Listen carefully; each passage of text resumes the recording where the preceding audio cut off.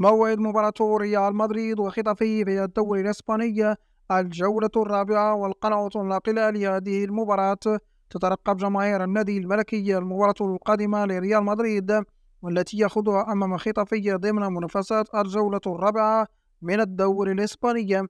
يستضيف ريال مدريد نظيره خطفه على ملعب سانتياغو برنابيو يوم السبت 2 شتنبر، وتنطلق سفرة الحكم في تمام الساعة 3:15 مساء بتوقيت المغرب تونس والجزائر، 4:15 مساء بتوقيت مصر، 5:15 مساء بتوقيت السعودية.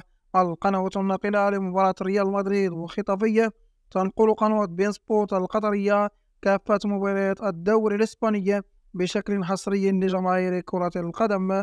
كان هذا كل ما يخص حلقة اليوم.